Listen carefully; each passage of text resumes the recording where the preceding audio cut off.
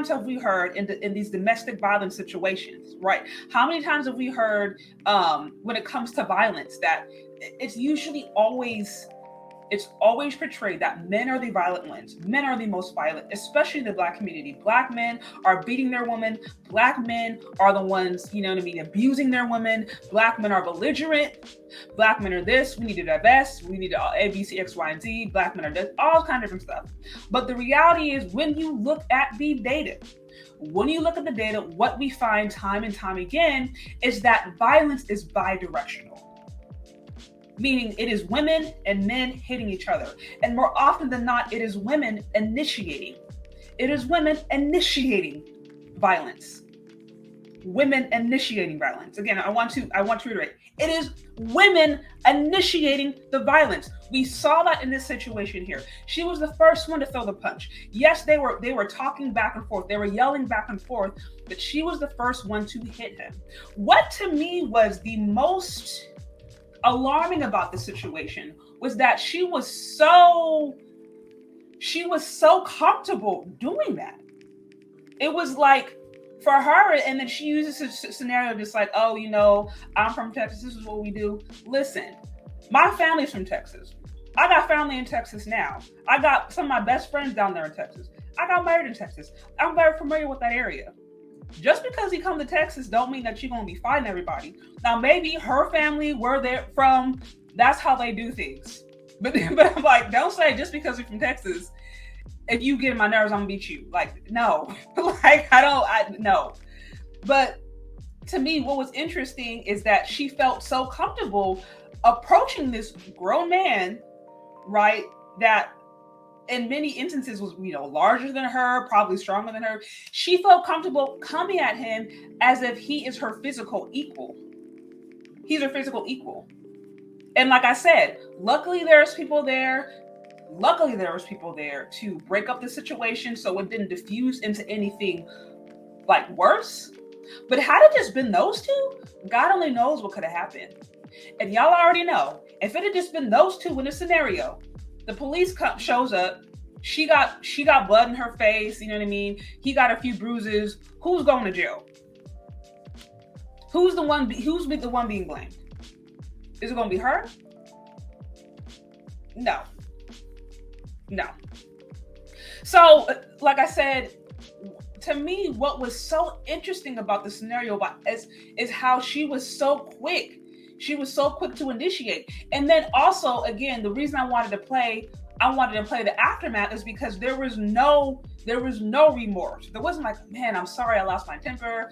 Man, we could have handled this a different way. She was just like, he deserved it. I would have done it again. I would have done it again. And like I said, we go over the numbers. It is women who are initiating the violence majority of the time.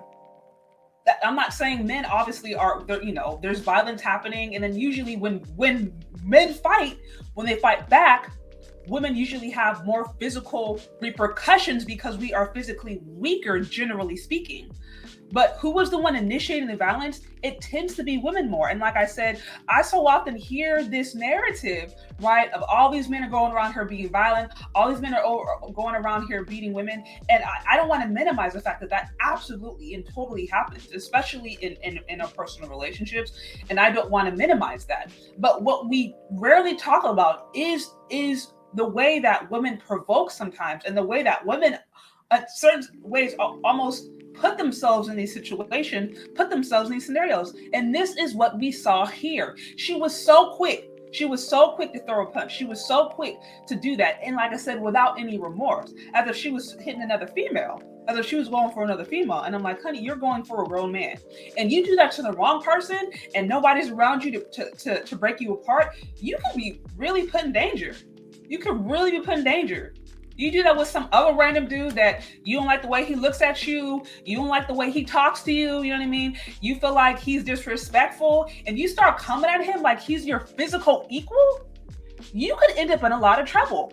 And I don't understand what it is about us women where we feel like we have the right to just be picking fights with men and it's not going to have repercussions.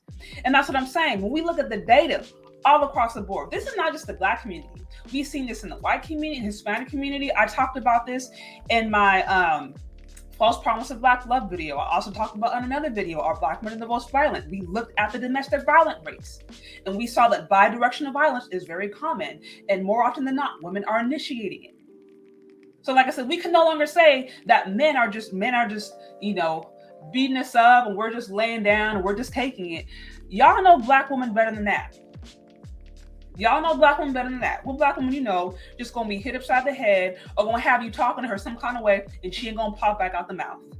And in some cases, try to hit you. Many of us are accustomed to women hitting men. We've seen that sometimes in shows and just kind of like laughed at. Many of us are accustomed to it. A woman hits the man, kicks a man, punches a man. It's kind of like, ha, not a big deal or whatever. But if it was the other way around, this would not be a question. There would never be a situation where a man could initiate a punch or initiate anything violent towards a woman, and we would start to consider whether or not it was valid or not. That would never happen. And to me, what that shows is that, again, these double standards are real. They're real. And, we can act like they don't matter. You know what I mean? We can act like, we can try to pretend when we can try to say we want equality, we can try to say that we desire equality and all these kind of different stuff, and we want to be treated a certain way. We can say that, but when it comes to situations like this, we still want those privileges. Right? We still want the chivalry. We still want guys to pay for us. We still want guys to do the 50-50. But if it comes down to it and he gets on our nerves and we feel disrespected, we want to be able to hit him. We want to be able to initiate it, but not be held responsible for the consequences of that.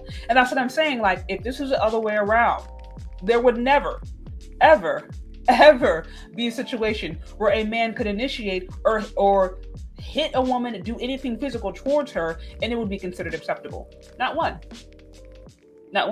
Again, I'm not saying he was right. I'm not saying she was right. The whole situation, in my humble opinion, just seemed like a mess. But like I said, that seems to be consistent with Fresh and Fit's brand, and that's what they deal with. So that's what they do.